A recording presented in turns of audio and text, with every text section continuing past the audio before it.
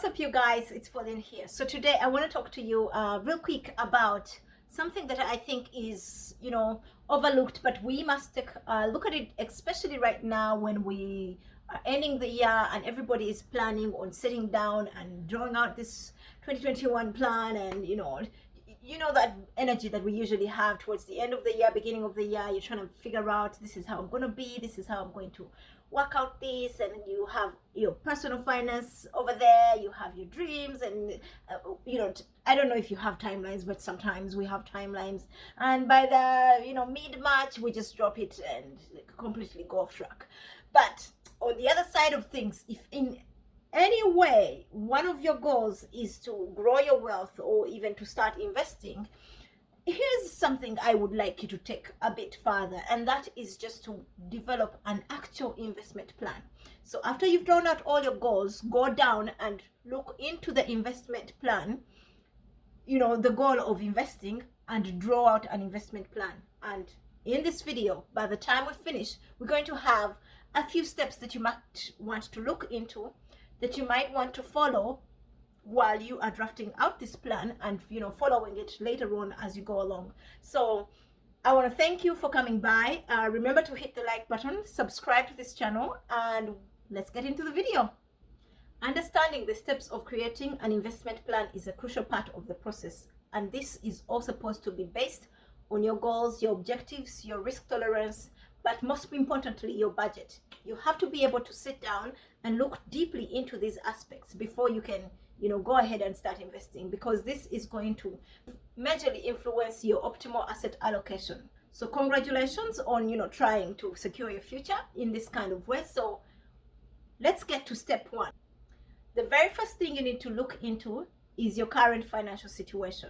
This is going to bring light into how much you are able to put away to investment, and this is the point at which you will have to go down and draw out a detailed budget of your expenses and your income.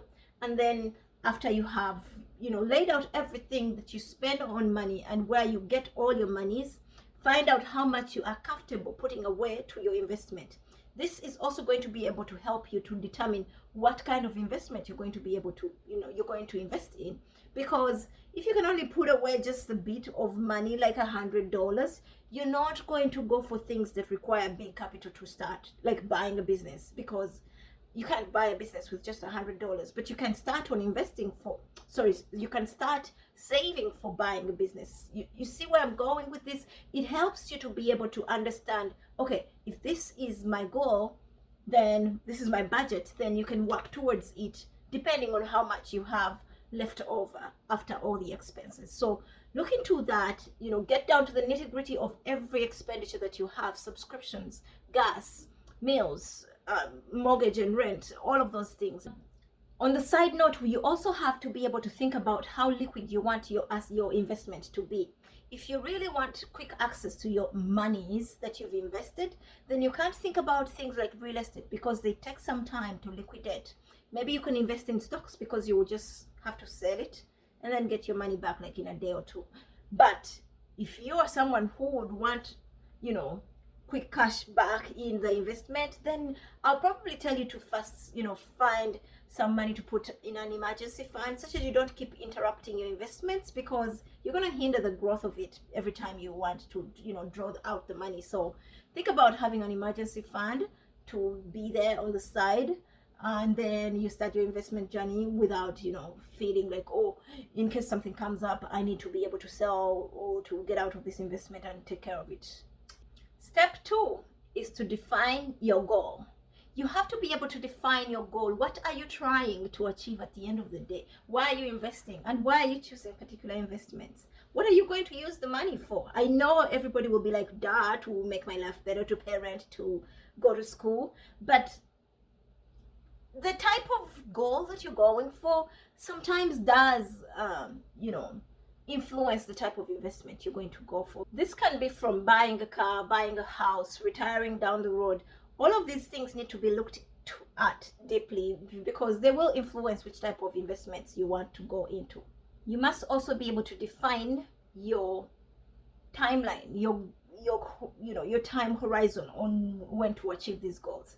If you are looking on making, quick, having investments that have quick growth, then you would have to look at investments that do present such kind of, rewards. If you are looking at some steady growth, then you will look at that too. But the thing that really hinders most of us in this thing of trying to making money is sometimes wanting quick growth from an investment that takes a long time.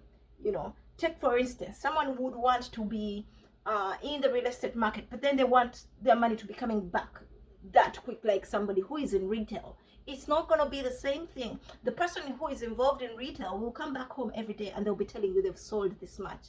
But then the real estate investor does not have such stories at the end of the day. So think about your goals and the timeline that you are trying to achieve these goals, and then you will be able to understand which kind of investments that they are going to be, because they do differ, and also they differ in terms of earning depending on the time horizon. So think about that and pick your poison accordingly.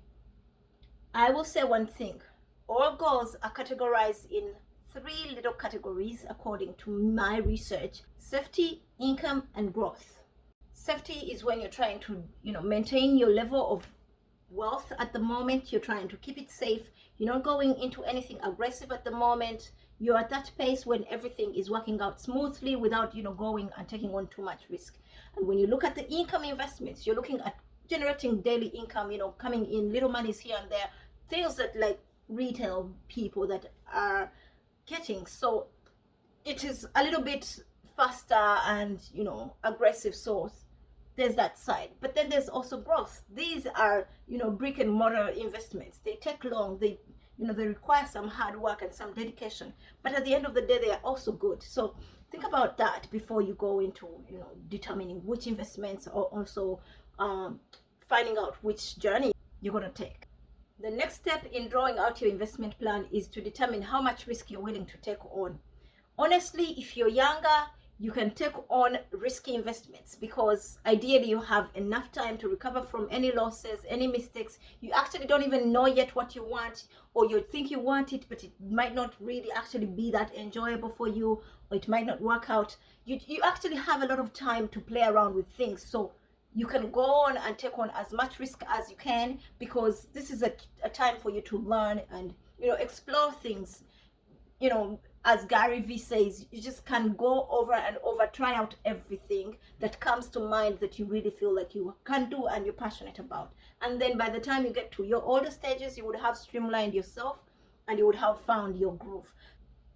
Just remember, the riskier investments have a high potential of getting big returns, but they equally have potential of making really huge losses. So if you are investing in an undervalued stock per se, or an undervalued piece of land, it could turn out to be your biggest reward in your investment journey, or it could end up wiping you out entirely. So this is just a personal preference. At the end of the day, you will just have to go with what feels right to you. But it's important to be able to weigh out these decisions without just going out there in the market and starting things without really thinking them deeply through. The next thing we would put to this is to decide what to invest in. Now that you've gone through all the other first initial stages, deciding now, at this point, I want to think that your mind is beginning to narrow down on the things that you think that will, work out better. You probably had a whole list of investments that you're thinking about, but because you have gone through all these questions and you've streamlined, you are coming down to a little bit of some, a few of the investments that really going to work for you. There are many different assets and avenues for you to invest in, but after you have gone through your goals, your budget, your risk tolerance, what age you are, I think at this point you have narrowed down on what you think will work best for you, and you can choose that investment accordingly. And with all that guidance, you might think about things like stocks, bonds, art, real estate, options. There's a lot. You can go into retail. Just think about whatever works for you, whatever fits. You could go to school. That is also important. You could go invest in yourself, go invest in some kind of course that you think is going to help you out, and roll with it. Just remember, in whatever you're choosing to go for, remember to diversify. You cannot put all your eggs in one basket. Just have something else, running alongside this major plan, and everything will go smoothly if you can just stick to your plan. Number 5 is to monitor your investments. At this point, you've already decided what you're going for, why you're going for it, at what time you want to achieve all these things, and your risk tolerance is determined. So you've already put your money there, or you're continuously putting money there. But remember to monitor. You do not want to just dump money in an investment and just look away, or even just check in whenever it's convenient. You have to be able to look into it, monitor it over time, adjust here and there. If things are not working out well, find out if you can hire on experts to help you out. If you think it's not working, you can always close it and try something else, or you can even start over. It's just not thinking that things are going to run by themselves. So think about that as you are going on to this journey too. Presumably you're writing everything down, the reasons why you're choosing a particular investment. It's important that you go back every so often after certain months or years and go back to the baseline and see if everything is working out according to plan. Adjust that plan, upgrade it, or find some way of making it even better, or even grow it depending on your level of achievement. You could be achieving on an exponential speed, so you can adjust it that way, or even find ways of making it better if it's not working out. At this point, if you are going to go into the investment, especially if you're going for the stock market, I would advise you to use the link down below and sign up for free stocks with Webull or even Robinhood. They are giving you a chance to win free stocks. If you can open up an account, put there $100, and you can stand a chance of winning 2 free stocks from Robinhood and 4 from Webull. I wish you all the best. Thank you for being here. Remember to like this video and subscribe, and I'll see you in the next one. Goodbye.